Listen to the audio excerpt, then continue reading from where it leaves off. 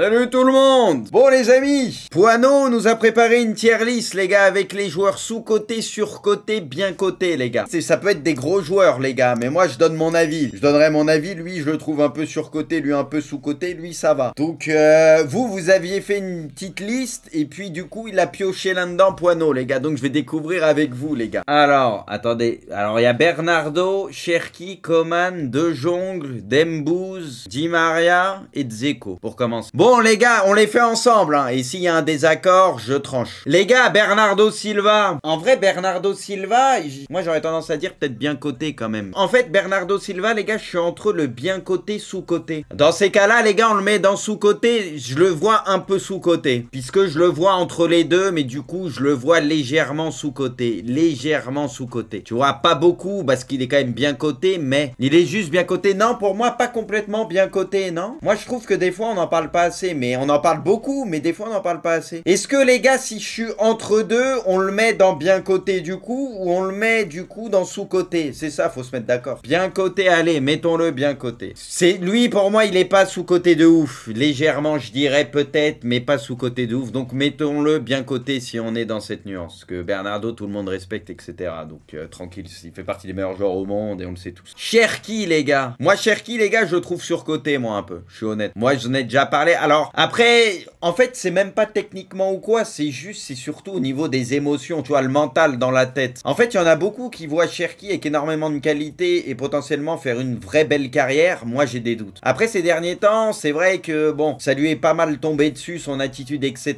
Donc, t'as l'impression que sa cote, elle est retombée légèrement. J'ai pas de grands espoirs en Cherki, objectivement. Tu vois, il a de la qualité technique et tout, ça, c'est indéniable, mais je pense qu'il a des limites et tout sur le reste. Mais ces derniers temps, oui, il a un peu mieux parce que son attitude a été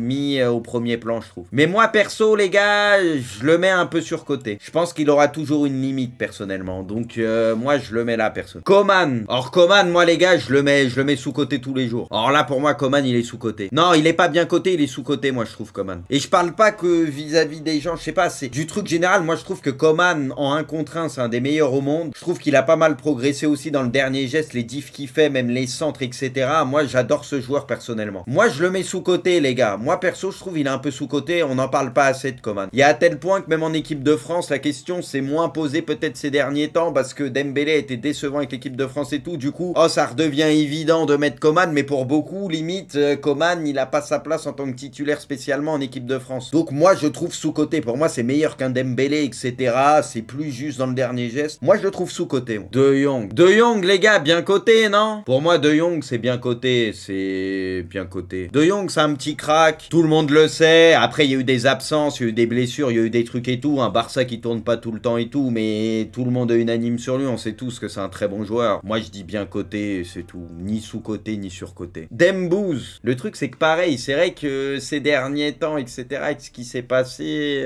Moi, en fait, je pense qu'avant, les joueurs surcotaient Dembélé. Et je pense que maintenant, ils le cotent peut-être un peu mieux. Mais du coup, moi, j'irais sur surcoté un peu, les gars. Encore une fois, quand je vais surcoté, ça veut pas dire que c'est un vieux joueur, les gars. Mais les gens avaient une image de Dembélé, peut-être avant qu'il arrive au PSG, d'un des meilleurs au monde à son poste. Pour moi, la vérité, ça n'a jamais été le cas. Il a eu une bonne période avec le Barça sur la fin, etc., où il se blessait moins, il était bien dans sa tête et tout, mais tu sais que ces périodes-là durent jamais de ouf. Et pour moi, dans le dernier geste, etc., je pense que légèrement un peu surcoté, moi, je pense. Mais tranquille, les gars, c'est des bons joueurs, c'est parce qu'on met surcoté que c'est des vieux joueurs, les gars, aussi, tu vois, tranquille. Hein. Di Maria, franchement, Di Maria, les gars, Di Maria, je vous dis la vérité, je le mets sous-côté parce que je pense que on n'appuie pas assez sur le fait que c'est un monstre toujours présent dans les gros matchs, les grosses finales, etc. Joueur incroyable. Alors oui, il y avait une fragilité, des blessures, etc. Mais sinon, un monstre. Franchement, je pense qu'on n'en a pas assez parlé et on n'en parle pas assez de Di Maria. Homme des grands rendez-vous, etc. Partout où il est passé. Sous-côté, moi, je dis. Dzeko. Moi, les gars, Dzeko, je dirais... Alors, chacun à son niveau, les gars. Chacun à son niveau, mais Dzeko, je le vois en sous-côté, moi. Vrai bon joueur, vrai bon neuf de sa génération, mais c'est vrai que ça en parlait très peu. Moi, je dirais sous-côté, les gars. Moi, je trouve sous-côté Dzeko, perso. Vrai bon neuf, valeur sûre, etc. et tout. C'est très bon joueur, Dzeko. Un peu sous-côté, tu vois. Gigi. Gigi, les gars, là, je veux pas savoir sous-côté. Carrière de malade mental. Les gens, j'ai l'impression, ils sont un peu percutés ces derniers temps. Il y en a, ils le voient toujours comme un mec qui va mettre des têtes, etc. mais techniquement pas ouf, alors qu'il a une première prise de balle et une première déviation qui est très propre. Il y a de la technique. Le mec, partout où il est passé, dans tous les championnats, que ce soit même à Montpellier, là on l'a vu avec Milan, en Angleterre, avec l'équipe de France, partout où il passe, ça gagne. Il a tout gagné. Régularité et longévité de malade. Gigi, les gars, grand respect, grande carrière, sous-côté. Sous-côté. Un des 9 les plus fiables, etc. Très fort. Grisou. Grisou, les gars. Grisou, moi, je vais le mettre sous-côté. Hein. Moi, la vérité, je le mets sous-côté aussi. Hein. Et tu le vois que même quand ça parle de l'équipe de France, bon, ça met tout le temps en avant Mbappé, etc. Bien plus, Griezmann, ça le met en avant aussi. Mais même quand Griezmann va être meilleur, j'ai l'impression qu'il sera relégué quand même au second plan. Donc, pour cette raison, et vu que c'est un joueur, tu vois qu'il y a eu des périodes où il marquait pas 50 buts par an, on va pas se mentir, tu vois, bah les gens peut-être le surveillaient un peu moins et tout. Il a une période un peu compliquée avec le Barça, même très compliquée, etc. Mais dans le jeu, lui c'est un mec, il a pas besoin de marquer pour être bon, parce que dans le jeu, ce qu'il est capable de faire, la qualité de passe, même gratter des ballons, l'abattage qu'il a, tout ce qu'il a, lui il n'y a pas que les stats, tu vois. Donc pour moi un peu sous-côté, un peu sous-côté, mais un monstre Grisou, trop fort. Randall, ouais mais là les gars, tout le monde du coup va dire surcoté, tu vois. Pour le moment c'est dur, mais en vrai les gars, ça c'est très instant, je pense. C'est très instant parce que pour moi, les gens en ont trop attendu aussi, tu vois. Parce qu'en fait, lui, ça a tellement été rapide, son ascension, avec Francfort où ça cartonne, la Coupe du Monde où on le voit à la fin, il se monte, puis son transfert au PSG, que les gens, en fait, qui le connaissaient pas, se sont dit, c'est un des meilleurs attaquants au monde. Mais ça, pour moi, c'est une erreur, c'est de la footixerie. Je sais pas si vous voyez ce que je veux dire. Moi, je vous le dis depuis le début, c'est un bon joueur, etc. Mais sa limite, on la connaît pas, et surtout dans un club comme le PSG où t'as plus de pression. Avant, il était à son aise à Nantes. Pareil à Francfort, etc. Et puis en équipe de France, tu vois, quand il rentrait ou ce que tu veux, lui, il donnait tout et ça s'est bien passé. Mais du coup, ça a été sur trop peu de temps. Et du coup, les gens, il y a eu beaucoup trop d'attentes sur lui, moi, je trouve. C'est le principe du surcotage. C'est vrai, non, mais c'est vrai, c'est vrai, c'est vrai. C'est le principe du surcotage. Mais moi, par exemple, je l'ai jamais vu au niveau où en mode les gens pensent c'est le meilleur attaquant du monde. Vous voyez ce que je veux dire? Donc, c'est par rapport à moi, mais parce que je le connais bien à Nantes et tout, ce que j'ai vu, tu vois, c'est par rapport à ça. Mais du coup, surcoté, oui, à cause des gens aussi, parce qu'il y a la footixerie, quoi. Tu le surcotes toi aussi, MDR à Nantes. Mais non, je le surcote pas. À Nantes, ce qu'il faisait, c'était incroyable. Il était au-dessus pour Nantes. C'est un fait. À Francfort, il a fait le taf de ouf, mais après son plafond et son réel niveau, je l'avais jamais vu dans un top club, tu vois. Donc ça, je le sais pas, c'est une inconnue et je l'avais dit dès le début avec le mercato du PSG. J'avais dit Kolo Muani, sur le papier, ça peut être une bonne recrue, mais on verra ce que ça fera, tu vois. Et comme là, son niveau, il y en a, vous allez peut-être retourner votre veste d'ici quelques temps, parce que, bah, vous vous rendrez compte que finalement, il est peut-être pas si nul que ça, tu vois. La Casette, les gars, moi je dis bien coté. Hein. Franchement, la Casette, les gars, pour moi, bien coté. Bien coté, y a rien à dire. Valeur sûre, etc. Bon, je vois pas, tu vois, ni sous-côté, ni sur-côté. Maguire, les gars, sous-côté. Maguire, il est sous-côté, les gars. Alors oui, il a une période de merde pendant un moment, mais les gens qui le réduisent à un vieux défenseur éclaté, les gars, je suis pas avec vous. Il est sous-côté. Ok, c'est pas le meilleur défenseur du monde, mais là, tu le vois depuis quelques temps, même à Manchester, il aura fait un peu de bien et tout. Avant Manchester, il était bon. Avec l'Angleterre, les gars, il a quand même fait des bonnes choses. C'est juste qu'à Manchester, il est rentré pendant une longue période dans un délire où c'était compliqué, tout lui tombait dessus. Mais c'est pas un mauvais défenseur. Moi, la vérité, je dis, c'est pas un mauvais défenseur. C'est pas un mauvais défenseur. Ce que les gens veulent dire, oh, il pue la merde, c'est le pire défenseur. Non, faut arrêter avec ça. Non, je troll pas, c'est pas un mauvais défenseur. Je troll pas avec ça et je l'ai déjà défendu, c'est pas la première fois. Oui, il a eu une période assez longue, très compliquée, mais c'est pas un mauvais défenseur. Je dis pas que c'est un crack, mais c'est pas le pire défenseur. Non, je troll pas.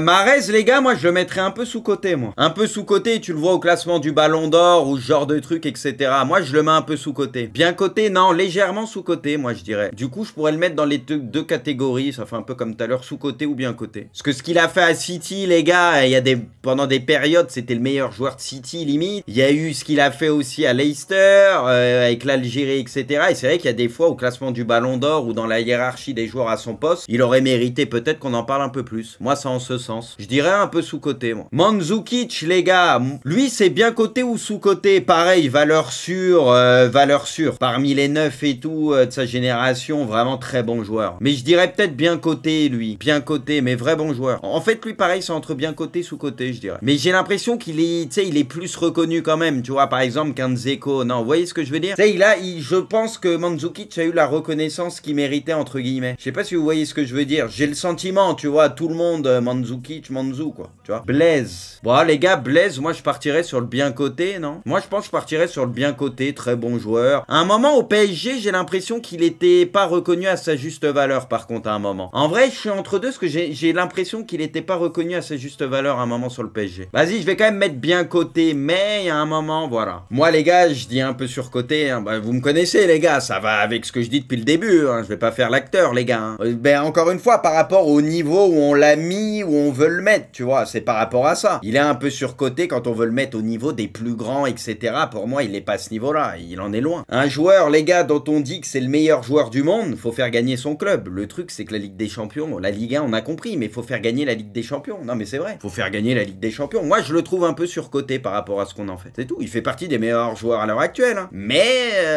je trouve qu'on en fait peut-être un peu trop sur lui. La preuve, ça le compare il y a pas longtemps avec Messi au même âge, Cristiano, etc. Je suis désolé. Messi est sous-coté. Oh, la carrière de Messi est sous-coté. Il est au-dessus de tout le monde 100 fois, il a tout terminé, les gens se rendent pas compte à quel point il était fort et tout. Moi, je trouve qu'il est sous-coté. De pas se rendre compte à quel point ce mec, c'est un génie et à quel point il est 10 fois au-dessus des autres. Enfin, c'est lunaire, quoi. Je trouve qu'on n'a pas mis assez en avant ça. Ça a été mis en avant, mais peut-être pas assez. Les gens se rendent pas assez compte, il est sous-coté. Milner.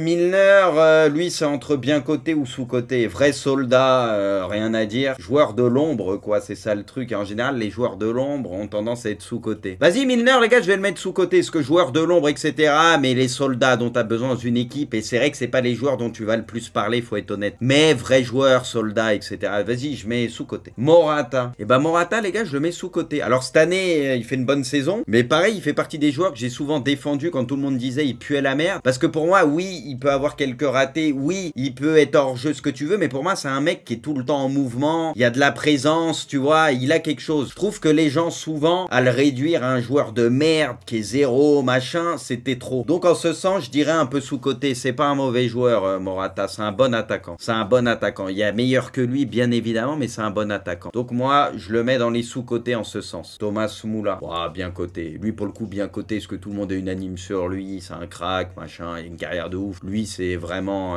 vraiment bien coté. Ozil. Ozil, moi, je suis entre le bien coté et surcoté, moi. Parce que j'ai jamais aimé sa nonchalance. Je sais qu'il a une cote de ouf, Ozil, mais sa nonchalance, etc. Voilà, bon, après, il a tout pris, hein. Très bon joueur, très créatif, etc. Mais du coup, moi, avec ces joueurs-là, je suis dur parce qu'il a des facilités à la base et il y a des moments, je trouve, il aurait pu faire encore mieux. Moi, je pense qu'il est, je trouve qu'aux yeux des gens et tout, légèrement surcoté. Je suis entre le bien coté et un peu surcoté. Des fois, je trouve que les gens en font un peu trop sur lui. Parler plusieurs fois, mais tranquille, c'est un très beau joueur, mais je sais pas. Des fois, les gens en font un peu trop. Payet. Moi, les gars, Payet, j'ai envie de le mettre sous-coté, moi. Hein. Moi, Payet, je vais le mettre sous-coté. Alors, les vrais savent, mais moi, j'ai envie de le mettre sous-coté dans le sens où, pour moi, c'est un des plus créatifs qu'il y a eu en Ligue 1, par exemple, et un des mecs avec le plus de talent, tu vois. Un avec le plus de talent. Après, il y a les trophées qui font que, etc. Puis sur la fin, ça a été plus compliqué, mais franchement, les gars, le niveau qu'il avait, on l'a vu aussi en Angleterre, même un peu avec l'équipe de France par moment, mais le niveau qu'il avait quand il était bien, les gars, Payet, c'était quelque chose. Moi, je trouve, les gars, le talent du mec, c'était trop beau à voir jouer. Moi, je le mets un peu sous-coté, les gars, par rapport à son niveau réel qu'il avait. Rashford. Bah, le truc, c'est que Rashford, là, on est dans une période où, c'est ça, c'est qu'il y a les périodes, des fois, qui font que. Franchement, Rashford, les gars, on va être obligé de le mettre dans les surcotés, hein. Non? Parce que là, ça commence à faire un moment, il y a trop d'irrégularité. Il nous a montré par moments qu'il pouvait être très bon. Mais honnêtement, quand tu mets tout dans la balance, c'est terrible par rapport aux attentes, non? Après, en ce moment, il est mieux coté parce qu'il traverse une période très compliquée. Mais franchement, il a plus 20 ans. Et quand tu vois ce qu'il a fait, c'est tellement décevant et tout. On a eu peut-être tendance à le surcoter, quoi. Faut être honnête pour le moment, mais bon. Cricri, les gars, je vais le mettre en sous-coté aussi. Cricri sous-coté. Parce qu'encore une fois, ça fait un peu comme Messi. On se rend pas compte. Et voilà, moi, je mets sous-coté parce que quand il y en a qui essayent de comparer à certains ce que tu veux. Parce qu'en fait, ce que Messi et Ronaldo ont fait, c'est monumental et je pense que c'est sous-évalué et ça sera réévalué dans quelques décennies ou dans 10 ans, etc. pour se rendre compte à quel point ces mecs-là, ce qu'ils ont fait, c'est inhumain. Je pense qu'on sous-cote la carrière de ces deux-là. Même si, voilà, si on sous-cote vraiment ce que ces mecs-là ont réalisé. Je le pense vraiment. Pour essayer de comparer des joueurs à ces mecs-là, c'est qu'on sous-cote. Je suis désolé, les gars, lâchez-moi la grappe. Tous les autres, génération actuelle, machin. Eh, lâchez ça, il y a 10 classes d'écart, ces deux mecs-là, avec le reste. Les gars, arrêtez d'essayer de comparer, des fois, de dire ceci. Ils sont à des années-lumière. Vos Mbappé, je sais pas qui, il y a 10 classes d'écart. Donc, on sous-cote ces mecs-là. Quand on veut essayer de faire un semblant de comparaison, ainsi, ceci, cela.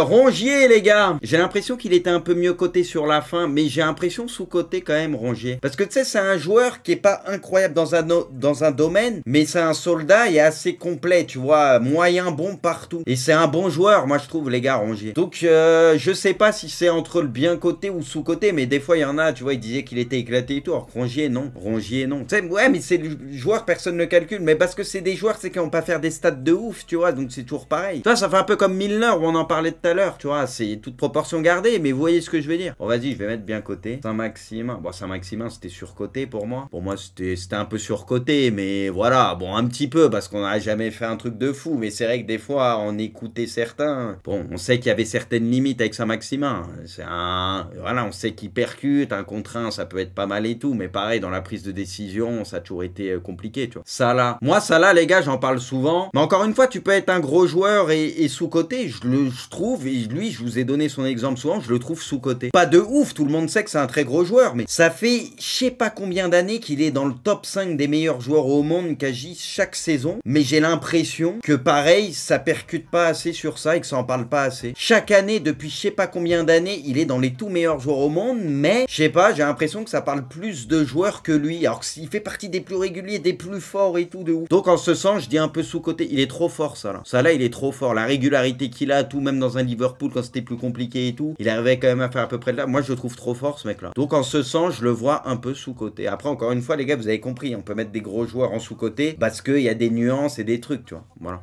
Son les gars, moi je dirais bien coté, hein. Son bien coté, ça en a toujours parlé, il a eu une période à un moment un peu plus compliquée, là cette année il se régale, moi je trouve bien coté Son bien coté, très bon joueur et bien coté. Alcantara, ouais mais le truc c'est qu'en ce moment, bon, Alcantara les gars, moi je dirais bien coté, hein, moi je dirais bien coté quand il a pas été embêté par ses blessures, il était bien, on sait tous le ballon qu'il a et ce qu'il peut apporter une équipe, et le truc c'est que, bah il y a des moments il est absent un moment quoi, donc je dirais bien coté. Moi je dirais, non pas surcoté les gars, ce qui nous a déjà montré à des moments quand même à quel point l'influence qu'il pouvait avoir sur une équipe, les gars, soyons honnêtes. Donc je dirais pas ça, je dirais bien coté. Vardy sous-coté. Moi, Vardy, les gars, je le mettrais bien coté, les gars, non? Moi, Vardy, je dirais bien coté, parce que tout le monde sait, les gars, et tout le monde connaît la PL. Il est respecté de ouf en PL. Moi, je dirais bien coté, les gars, Vardy. Je veux dire, tout le monde savait ce qu'il faisait, machin, il mettait toujours ses pions, et voilà. Moi, j'aurais dit bien coté, les gars. Et Ziyech? Moi, Ziyech, les gars, je mettrais bien coté. Non, pas surcoté, les gars. Il est ni sous-coté, ni surcoté pour moi. Il a eu des très bonnes périodes Ziyech, et puis voilà. Bon, voilà, les gars. Bon, j'ai expliqué, c'est dur, hein, mais je pense que j'ai été cohérent dans ce que j'ai dit, et avec moi-même, quand on parle foot à chaque fois, les gars, pour ceux qui me connaissent. En vrai, je pense que c'est raccord avec ce que je dis à chaque fois, et je vous explique pourquoi, et puis voilà.